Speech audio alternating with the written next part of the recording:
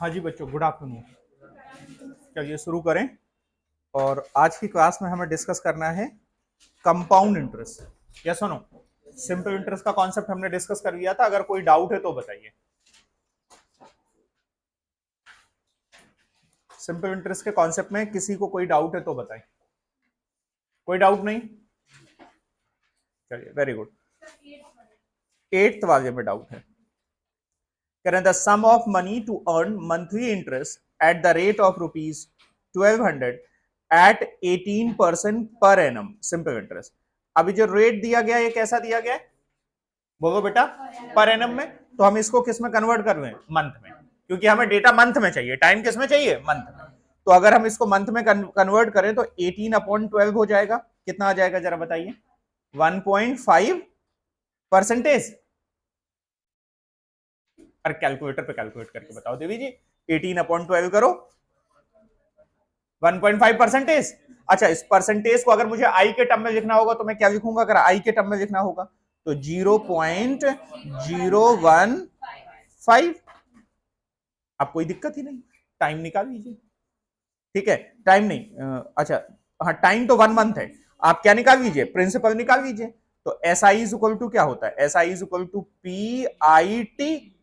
तो आपको पी चाहिए तो पी इज इक्वल टू क्या हो जाएगा? S I upon I T.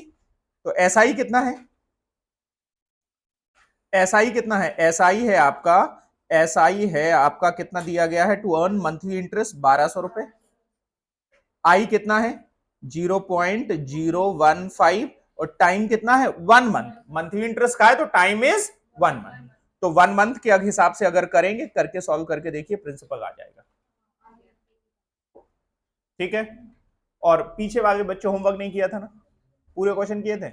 ये वाला डाउट में था? हो गया था आपका?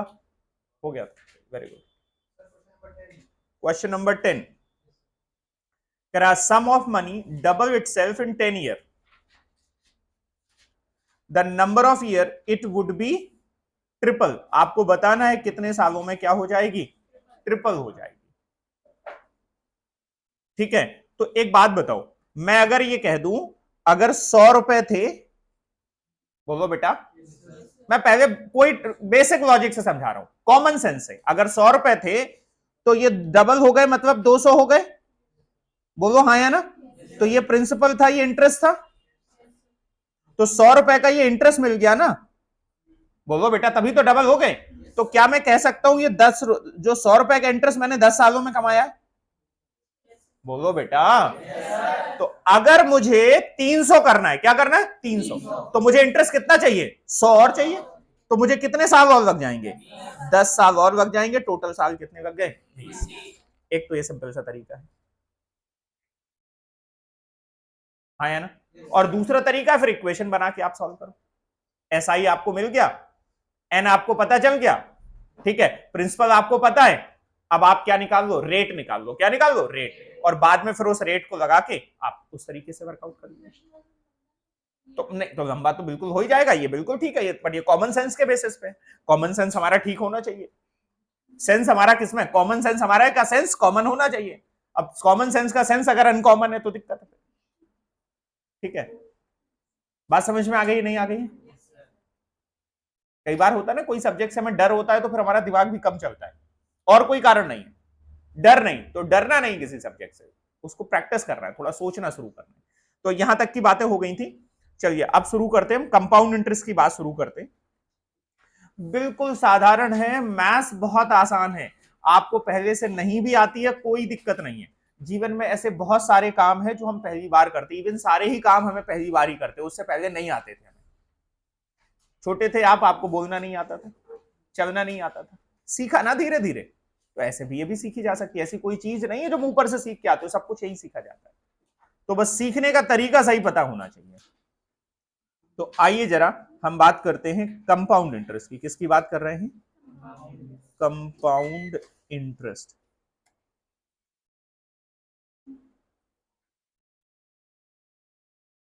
प्यार से जैसे हम क्या बुलाते हैं? सी आई। आराम से समझना, कुछ नहीं इधर, कुछ नहीं करना, बस तुम इधर देखो, बस इधर देखो, कोई नोटिंग वोटिंग नहीं।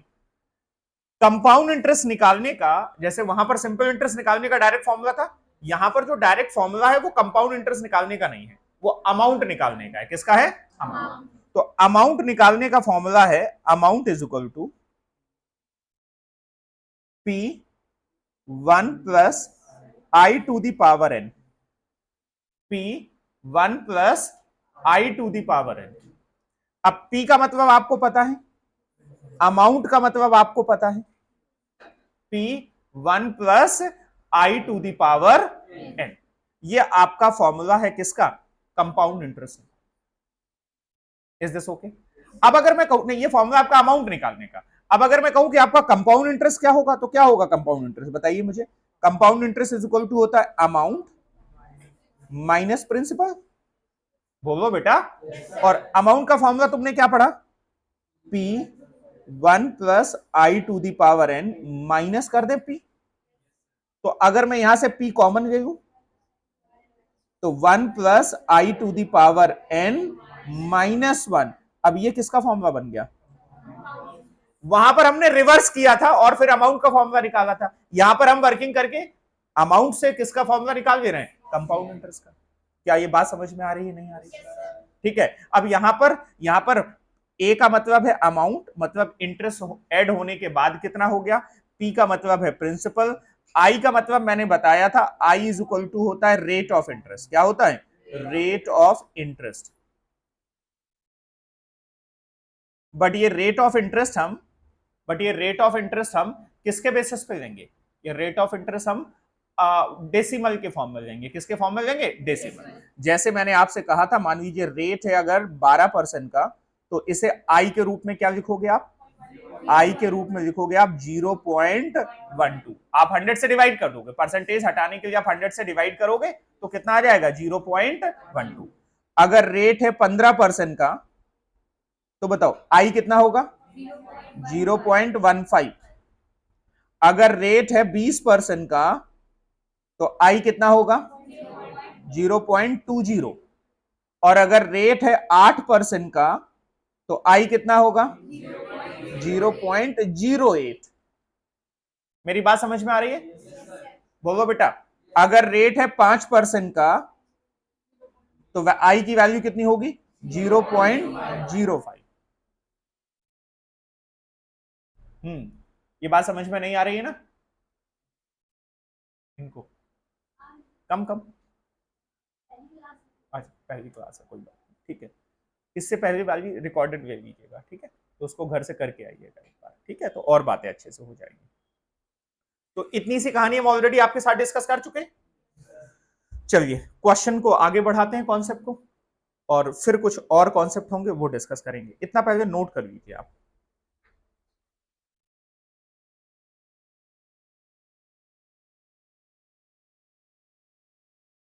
आज गर्मी।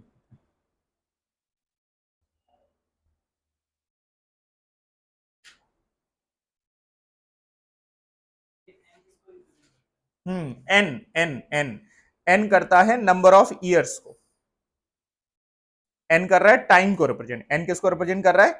टाइम को।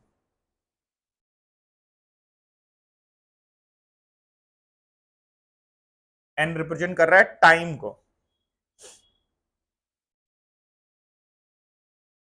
टाइम अगर ईयर में होगा तो वो टाइम को, टाइम अगर मंथ्स में होगा तो अकॉर्डिंगली, तो टाइम को रिप्रेजेंट कर रहा है।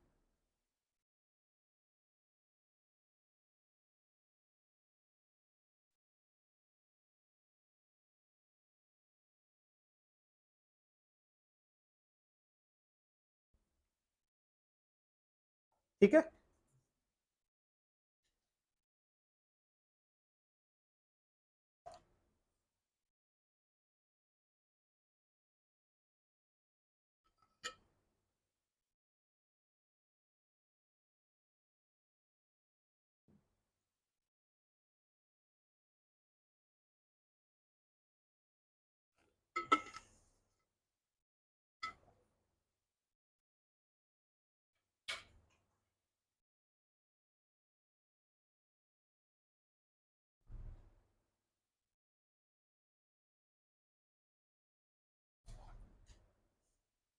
चलिए कुछ बेसिक से एग्जाम्पल करते और कुछ कॉन्सेप्ट को हम धीरे धीरे और डिस्कस करेंगे आपके साथ में। एग्जाम्पल नंबर 1, बिल्कुल आराम से सीखना है, कोई दिक्कत नहीं है, दिक्कत की बात बिल्कुल है ही नहीं। करें सानिया डिपॉजिटेड ₹1,00,000, ये आज की डेट की वैल्यू, प्रिंसिपल हो गया, क्या हो गया ये principal, in a nationalised bank for 3 years, time कितना है 3 years, if the rate of interest is 7% per annum. ध्यान रहे ये अभी कॉन्सेप्ट में इसमें, और मैंने पहले भी बता दिया है आपको, सिंपल इंटरेस्ट के केस में सेम यहां पर अप्लाई होगा कि अगर रेट पर एनम में है तो टाइम किस में होना चाहिए, ईयर। अगर रेट मंथ में है तो टाइम किस में होना चाहिए, मंथ में। और अगर ऐसा नहीं है तो हम क्या करेंगे, कन्वर्ट कर लेंगे। क्या कर लेंगे, कन्वर्ट। तो 7% पर एनम का इंटरेस्ट रेट है। Calculate the interest that bank has to pay to Sania after 3 years if the interest compounded annually. अब ये कंपाउंडिंग की कहानी हम डिस्कस करेंगे, अभी फिलहाल मान के चलो कि आपसे इंटरेस्ट पूछा गया है। क्या पूछा गया है, इंटरेस्ट। तो इंटरेस्ट का फॉर्मूला क्या होता है, कंपाउंड इंटरेस्ट है तो कंपाउंड इंटरेस्ट का फॉर्मूला क्या हो रहा है, प्रिंसिपल ब्रैकेट में 1 plus I to the power N minus 1, ये है फॉर्मूला। तो बताइए कितना हो जाएगा प्रिंसिपल, 1,00,000 रुपए गिवन है, ब्रैकेट की जगह ब्रैकेट लगाया, 1 प्लस आई कितना है आपका, आई 7% है, तो 7% को हम क्या लिख सकते हैं, 0.07। Very good. तो 1 प्लस 0.07 और पावर पे कितना लगा दें बेटा, 3, और माइनस कितना कर दें, 1। तो इसको क्या कर दिया हमने, ये हो गया 1,00,000, ब्रैकेट की जगह ब्रैकेट लगाया, इसे हम लिख सकते हैं 1.07 की पावर 3 माइनस 1। अब ये 1.07 की पावर 3 अगर कैलकुलेटर पे सॉल्व करोगे तो कैसे करोगे, बताओ कितना आएगा, केवल इसकी वैल्यू बताओ मुझे, बस इसकी वैल्यू 1.07 की पावर 3 की वैल्यू बताओ,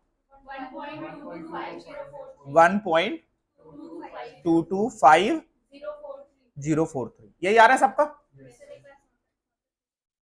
शॉर्टकट नहीं, आप पहले लॉन्ग कट अपना जो करते हो वो करो। कैसे करोगे आप, मल्टीप्लाई करना, पावर करना है, अपने अपने कैलकुलेटर। देवी जी कैलकुलेटर कहां है आपका, निकालिए, इंतजार मत करिए किसी और का कि कोई और आएगा और कैलकुलेट करके हमें बताएगा। कैलकुलेटर सबके पास है,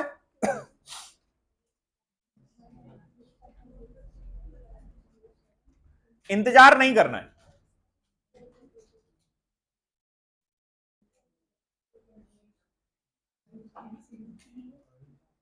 सबका इतना आ रहा है, बोले आपके पास कैलकुलेटर है, कैलकुलेटर है, चलिए बहुत बढ़िया। कैलकुलेटर लेके आए पहली क्लास में, मतलब बिल्कुल सही बच्चे आप, ठीक है।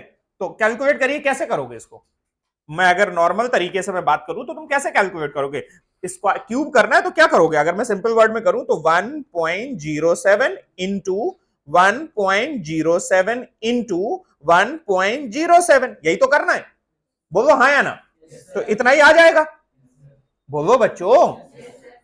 अब अगर तुम्हें करना हो 1.07 की पावर 10 करना हो या 1.07 की पावर 20 करना हो तो तुम क्या करोगे, क्या करोगे, बोलो बेटा। 1.07 इंटू 1.07 दो बार, इंटू 1.07 3 बार, इंटू 1.07 4 बार, कितनी बार करोगे, 20 बार करना पड़ेगा, बोलो बेटा। और अगर मैं यहां 30 कर दूं तो भाई साहब पेपर इसी में खत्म हो जाएगा, बोले हाँ या ना। तो इसके लिए हम शॉर्टकट लगाएंगे, क्या लगाएंगे, शॉर्टकट। ठीक, रेडी यहां पे शॉर्टकट के लिए, इसके शॉर्टकट के लिए रेडी है आप, इनके शॉर्टकट के लिए रेडी है ना। चलिए, इसके शॉर्टकट की तरीका क्या है, एक बार में सुनिएगा, एक बार में, दोबारा मुझे बताना पसंद नहीं है, दोबारा सीधे मैं अगले अटेम्प्ट में बताता हूं, तो एक बार में सुनिएगा। 1.07 कर लिया आपने, ठीक, जिसका आपको जो अंदर की ब्रैकेट की वैल्यू वो कर लिया आपने, ठीक है। इनटू प्रेस कर दिया, क्या कर दिया, इनटू। और अब आप इक्वल प्रेस कर रहे हो, क्या प्रेस कर रहे हो, इक्वल, एक बार इक्वल, दो बार, तब तक इक्वल प्रेस करते जाइए जब तक आपकी स्क्रीन पे यहां साइड में आप देखते हो ना कितने डिजिट दबाए हैं तो उनकी नंबर आ जाती है। तो जब तक वहां साइड में डिजिट में n+1 ना आ जाए, क्या ना आ जाए, n+1। कब तक इक्वल दबाना है, जब तक कॉर्नर में, देखो जरा कॉर्नर में डिजिट्स आ जाती, कितने डिजिट दबाए आपने, तो n+1 ना आ जाए, क्या ना आ जाए, n+1। तो सुनिएगा सुनिएगा, अगर मुझे 1.07 की पावर 3 करना है तो मैं क्या करूं, जरा बताओ क्या करूं, 1.07 इंटू दबा दूं और इक्वल दबाना शुरू करूं, कब तक, जब तक यहां कॉर्नर पे कितना ना आ जाए, 4। तो एक बार दबाया तो 3 आया, एक बार और दबाया तो 4 आ गया, बोलो। और अगर मुझे 10 की वैल्यू चाहिए, यहां पर 10 की, तो बताओ क्या करूं, क्या करूं मैं, शुरू से बताइए। 1.07 जो अंदर की वैल्यू थी वो ले ली, इंटू दबा दिया, और इक्वल कब तक दबाता रहूं, जब तक यहां कॉर्नर पे 11 ना आ जाए, 1 2, कुछ गिनना नहीं मुझे। तो जब 11 आ गया मेरे कॉर्नर पे तो वैल्यू निकल के आ रही है 1.96715। बोलो देवियों सज्जनों, क्या मेरी बात समझ में आई? ये आपको याद रखना है, ये शॉर्टकट आपको याद रखना है। तो आज हमने एक शॉर्टकट सीख लिया, ऐसे ही कुछ हम धीरे धीरे सीखेंगे, बहुत ज्यादा शॉर्टकट नहीं होते हैं। अब मैंने देखा हुआ कई बार मैथ पढ़ाने वाले हर चीज के लिए शॉर्टकट, अब हर चीज का तुम्हें शॉर्टकट ही याद रखना, यही एक नई कठिनाई हो गई। एक कठिनाई थी कॉन्सेप्ट याद रखना और एक हर क्वेश्चन का, तो हर क्वेश्चन के शॉर्टकट नहीं होते। शॉर्टकट का मतलब होता है कुछ बातों के शॉर्टकट, जहां पर बहुत अधिक रिक्वायर्ड होता है। और जब हर बात के शॉर्टकट है तो शॉर्टकट ही याद रखना एक महाभारत हो गई। तो मैं इस तरीके शॉर्टकट नहीं बताता हूं आपको मैथ में कि नहीं हर पॉइंट का एक शॉर्टकट, हर क्वेश्चन का एक शॉर्टकट, तो ऐसे शॉर्टकट नहीं होते हैं। जो जरूरी शॉर्टकट है आपके कैलकुलेटर के, वो शॉर्ट ट्रिक में आपको बताता चलूंगा, ठीक है। बाकी जहां पर जरूरी है वहां पर बताता चलूंगा। तो ये कैलकुलेट करना आया क्या? तो थोड़ी देर के लिए मुझे जरा ये दोनों अपने मन से कैलकुलेट करके बताओ, अपने अपने कैलकुलेटर पे कैलकुलेट करके बताओ मुझे, देखो आ रहे हैं नहीं आ रहे, तुम्हें बात समझ में आई या नहीं आई।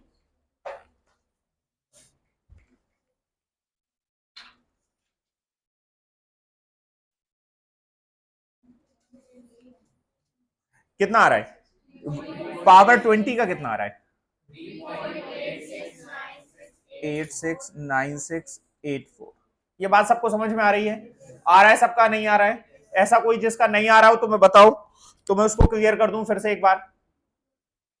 अनिकेत आ रहा है पक्का? चलिए वेरी गुड।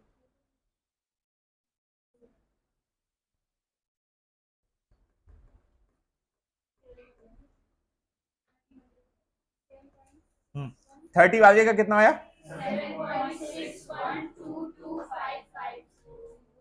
आई होप मेरी बात सबको समझ में आ गई होगी, शॉर्टकट समझ में आया। हमें इनकी जरूरत नहीं थी, अभी हमें करना नहीं है, अभी तो हमें केवल इतना करना था जिसे हम डायरेक्ट कैलकुलेट करके भी कर सकते थे, बट हमने साथ में इसके शॉर्टकट भी सीख। अब इस कैलकुलेशन वाले शॉर्टकट को मुझे दोबारा तो नहीं बताना पड़ेगा ना, पक्का?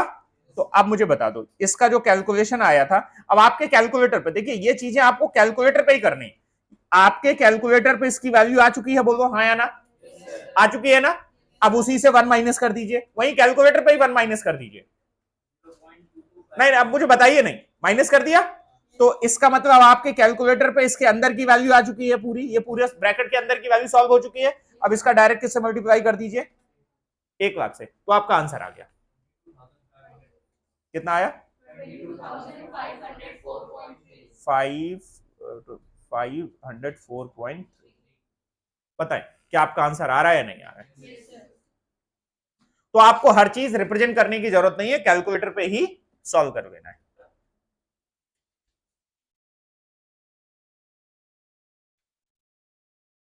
आज वो नहीं आई जो यहाँ, क्या नाम था उनका,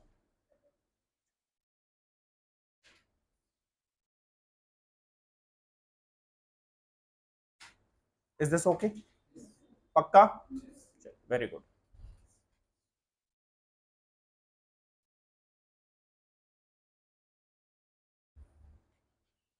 आगे देखें,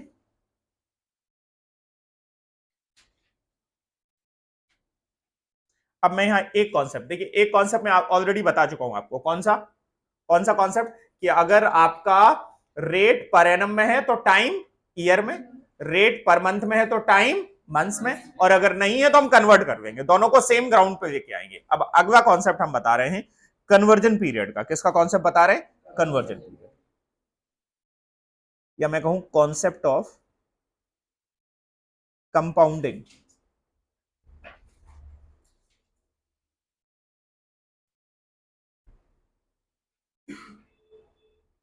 कॉन्सेप्ट ऑफ कंपाउंडिंग समझिएगा। रेट जो दिया है वो दिया है पर एनम में, और टाइम जो दिया है, टाइम दिया है ईयर्स में। रेट जो दिया है वो दिया है पर एनम में, और टाइम जो दिया है वो दिया है ईयर्स में। ठीक है, ये मेरी बात समझ में आ रही है? अब मुझे बताइए, सुनिएगा, कह रहे हैं कंपाउंडिंग, कंपाउंडिंग आपकी रेट पर एनम में है, टाइम ईयर्स में, और कंपाउंडिंग आपकी एनुअल हो रही है। कैसी हो रही है? एनुअल। तो रेट जो पर एनम में दिए गए हैं तो आप पर एनम में ही देवो, टाइम किस में देवो? ईयर्स में, कोई दिक्कत नहीं है। बट अगर कंपाउंडिंग आपकी हाफ ईयरली हो जाए, कैसी हो जाए? हाफ ईयरली हो जाए, तो जो रेट दिए गए थे ना, रेट को आधा कर दो और टाइम को डबल कर दो। ये टाइम से बेसिकली एन निकलता था ना, और रेट से आई निकलता था। तो क्या करोगे आप? रेट को आधा कर दोगे, टाइम को डबल। कब करोगे ऐसा? जब हाफ ईयर कंपाउंडिंग हो रही हो। रेट कैसे दिए गए? Per annum. टाइम कैसा दिया गया? ईयर। रेट दिया गया है पर एनम में, टाइम दिया गया है ईयर में, कंपाउंडिंग एनुअल हो रही है। नॉर्मल सॉल्व करिए, कुछ करने की जरूरत नहीं, क्योंकि रेट आपका पर एनम में है, टाइम भी किसमें है? ईयर में। सब कुछ ठीक है, कोई दिक्कत नहीं है। बट रेट पर एनम में है, टाइम ईयर में है, कंपाउंडिंग कैसे हो रही है? Half year. कंपाउंडिंग कैसे हो रही है? Half year. तो हाफ ईयरली कंपाउंडिंग का मतलब 2 बार इंटरेस्ट कैलकुलेट किया जाएगा साल में। तो कहानी क्या हो जाएगी? रेट को कर दो आधा, टाइम को कर दो डबल। ठीक है, और रेट को आधा कर दोगे आई मिल जाएगा, टाइम को डबल कर दोगे एन मिल जाएगा, क्वेश्चन सॉल्व कर दो। फिर अगर कंपाउंडिंग हो रही है क्वार्टरली, क्वार्टरली हो रही है अगर कंपाउंडिंग, तो क्या करोगे? रेट को डिवाइड करोगे 4 से, और टाइम को 4 से मल्टीप्लाई कर दोगे। रेट को डिवाइड कर दोगे 4 से, और टाइम को 4 से मल्टीप्लाई। आई होप मेरी बात समझ में आ गई। और अगर कंपाउंडिंग मंथली हो रही है, अगर कंपाउंडिंग मंथली हो रही है, तो फिर क्या हो जाएगी कहानी? रेट को डिवाइड कर देंगे 12 से, और टाइम को मल्टीप्लाई कर देंगे 12 से।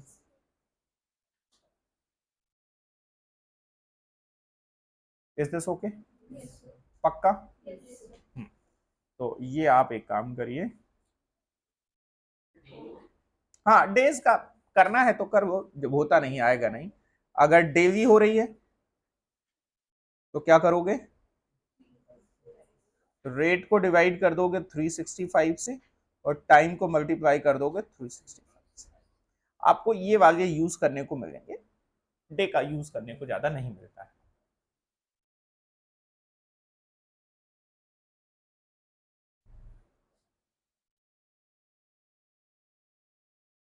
आप स्टेप बाय स्टेप अगर पढ़ते चले जाएंगे, चीजों को रिवाइज भी करते रहेंगे, आगे पढ़ते रहेंगे, टेस्ट होंगे, टेस्ट देते रहेंगे, अपने मन से चीजें आती रहेंगी आपको।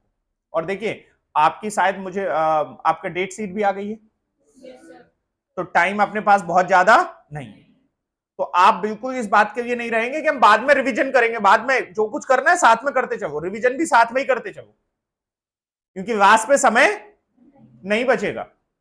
ये बात ध्यान रखिएगा पहले से ही। सितंबर अटेम्प्ट के लिए बिल्कुल टफ सिचुएशन रहने वाली है, हर अटेम्प्ट में ऐसा ही रहने वाला है। तो आप 4 महीने देना है, 3, 3.5, 4 महीने जो भी युद्ध स्तर पे दीजिए, प्रॉपर रिवीजन। आप यहां पर 4 घंटे पढ़ रहे हो, 5 घंटे, तो घर में कम से कम 6-7 घंटे लगातार पढ़िए, तब आप साथ में भी चल पाएंगे और पुराना भी रिवाइज कर पाएंगे। ठीक है, क्योंकि हमारी स्पीड तो धीरे धीरे बढ़ जाएगी, अभी स्लो है हमारी स्पीड, ये धीरे धीरे बढ़ जाएगी, आपको अपनी स्पीड बढ़ा के चलनी पड़ेगी। ठीक, तो आइए जरा एक एग्जाम्पल करते हैं इस बात के ऊपर। एग्जाम्पल नंबर 12 की बात करते हैं। किसकी बात कर रहे हैं? Example number 12।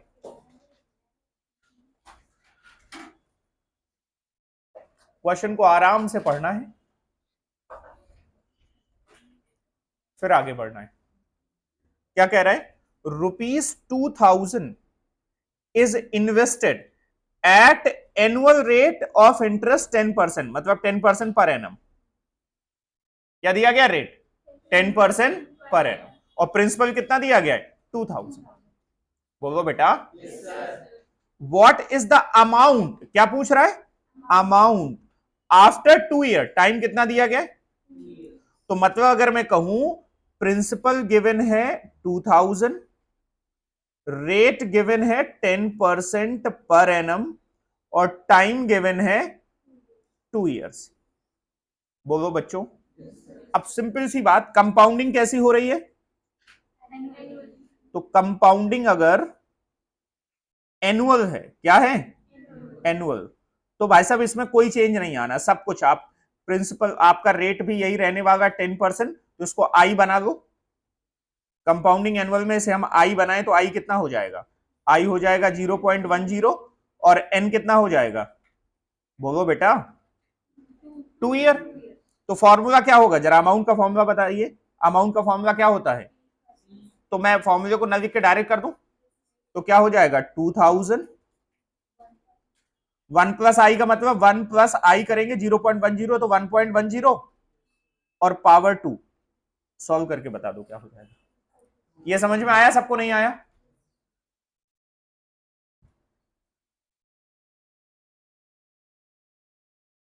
तो 1.1 इंटू 1.1 पावर में जो आ जाए उसका मल्टीप्लाई करो 2000 से, बता दीजिए प्रिंस अमाउंट कितना आ गया।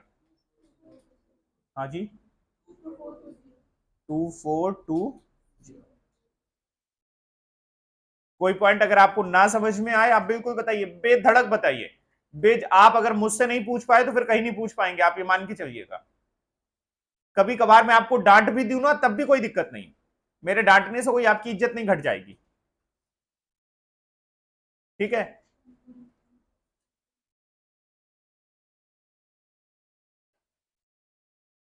मेरी डांट तो प्रसाद है, जीवन धन्य हो जाता है जिसको मिल जाती है। कभी कभी ज्यादा मिल जाती है तो थोड़ी दिक्कत हो जाती है।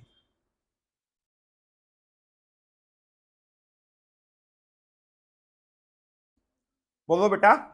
अब बताओ, अगर कंपाउंडिंग हाफ ईयरली करूं तो? बोलो बेटा। हाफ ईयरली करूं तो आई को क्या कर दूं? आधा। रेट 5% हो जाएगा, और 5% को जब मैं आई के रूप में लिखूंगा तो क्या हो जाएगा? 5% लिखूंगा तो 0.05, और टाइम को क्या कर दूं? डबल। तो टाइम है एन है 2, तो उसको डबल करूंगा तो क्या हो जाएगा?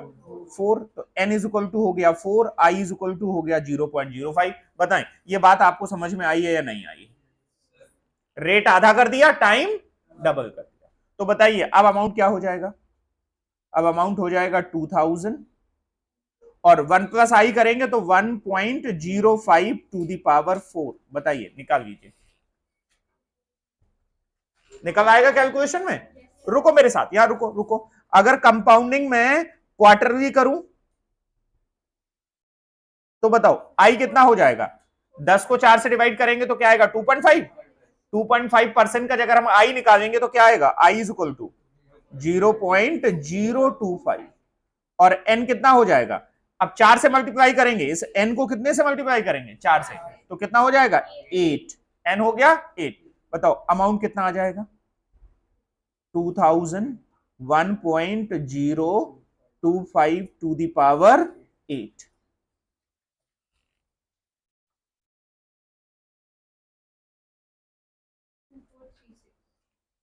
यस और नो? तो मंथली,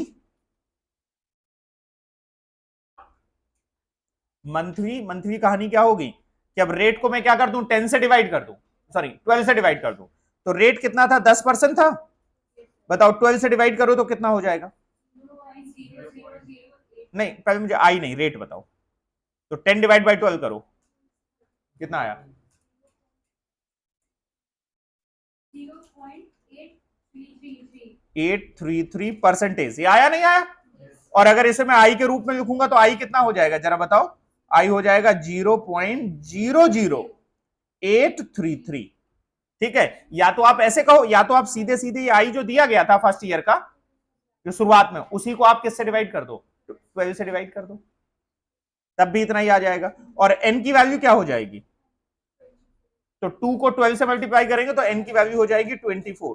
तो बताओ ए की वैल्यू क्या आ जाएगी?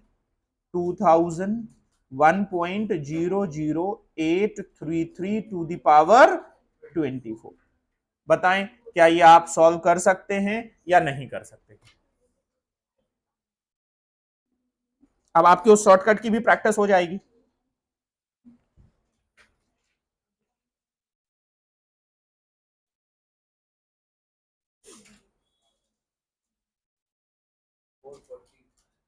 जो भी आ रहा हो आप सारे आप आंसर निकाल के आंसर से चेक कर लीजिए, आंसर आपके मैच कर रहे हैं।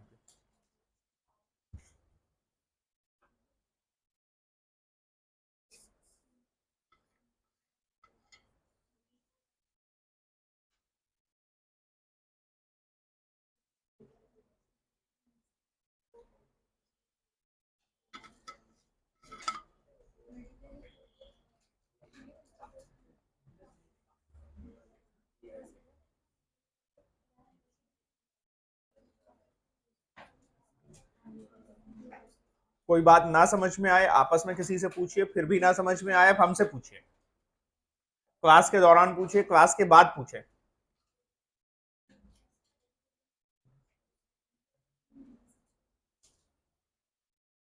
ये कंपाउंडिंग वाली बात समझ में आ गई?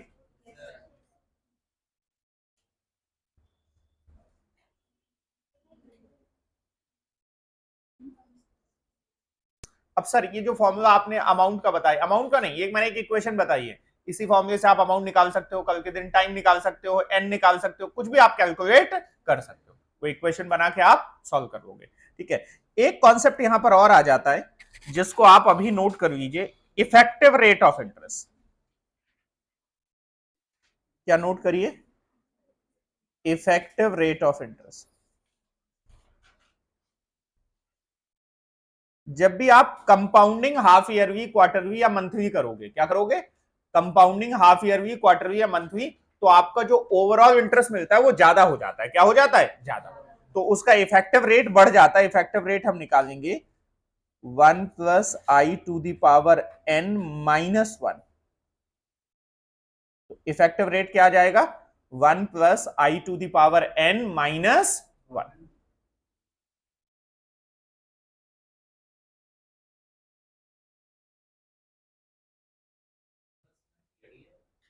हाँ, क्योंकि प्रिंसिपल हम 1 लेके चल रहे हैं। क्या लेके चल रहे हैं? 1। हम मान रहे हैं 1 रुपए अगर प्रिंसिपल है, इस वजह से वो 1 हम दिखा नहीं रहे, बाकी हमने अगर हम चाहे तो यहां दिखा दे, 1 दिखा दे। ठीक है, तो 1 इस वजह से नहीं दिखा रहे क्योंकि हमें केवल रेट चाहिए, तो हमने माना प्रिंसिपल कितना है? 1, इस वजह से हम 1 नहीं दिखा रहे। तो ये आपका इफेक्टिव रेट का फॉर्मूला हो जाएगा, ये ध्यान रखिएगा। अल्टीमेटली आप इंटरेस्ट ही निकाल रहे हो। क्या निकाल रहे हो? इंटरेस्ट। यही इंटरेस्ट का फॉर्मूला होता था कंपाउंड इंटरेस्ट का, बट आप अब 1 रुपए पे निकाल रहे हो। कितने पे निकाल रहे हो? 1 रुपए पे। इस वजह से आपकी ये कहानी हो रही है। तो इफेक्टिव रेट आपका इस तरीके से निकल के आ जाएगा।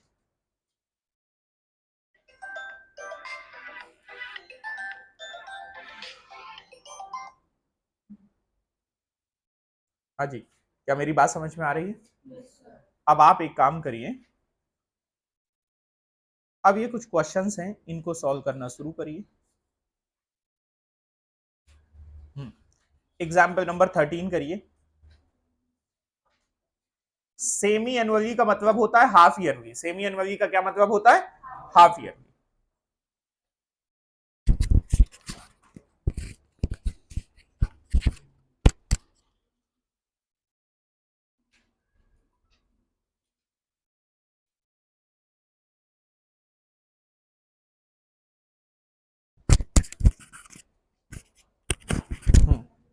क्या कहानी होगी?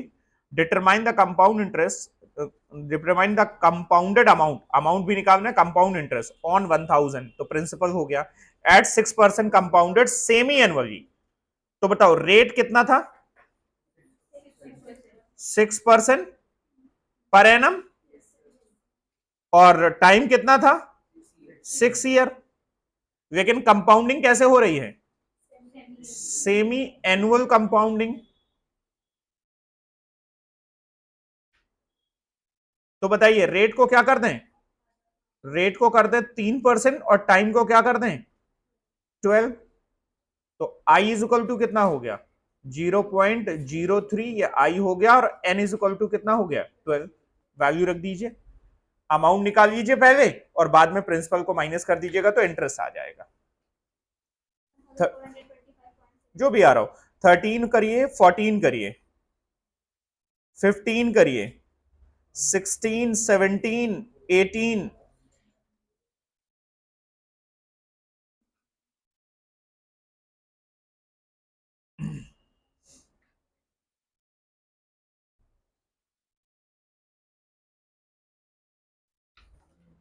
सॉल्व करिए।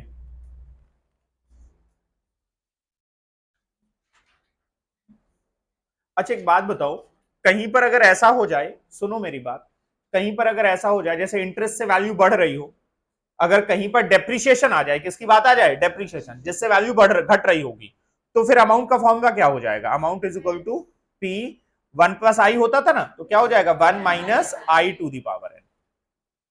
जब भी डेप्रिसिएशन की बात आएगी कि मान लीजिए इस रेट से डेप्रिसिएशन लग रहा है 5 साल बाद कितनी वैल्यू बचेगी, तो अब यहां रेट बढ़ नहीं रहा है ना, यहां रेट क्या लेंगे माइनस में लेंगे, किस में लेंगे माइनस में। तो ये मैंने आपको बता दिया, आगे किसी क्वेश्चन में जरूरत पड़ सकती है। फिलहाल आप ये एग्जाम्पल शुरू करिए।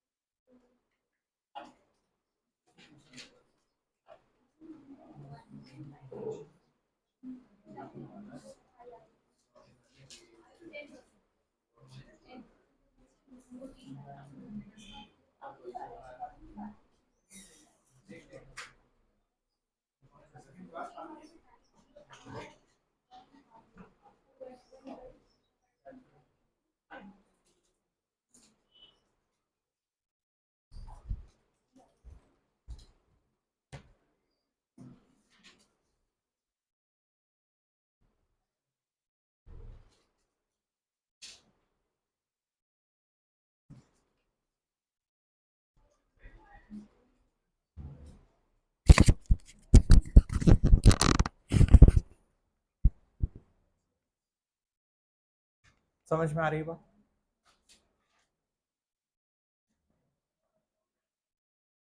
तो मैं क्या अब आपको होमवर्क दे दूं? भाई यहां करने से अच्छा आप क्या करें, होमवर्क करें, ठीक है, क्या कहते हो? तो सारे एग्जाम्पल आपके होमवर्क हैं और पूरी एक्सरसाइज आपकी होमवर्क है। जो डाउट होगा वो डाउट हम अपनी नेक्स्ट क्लास में, ठीक है।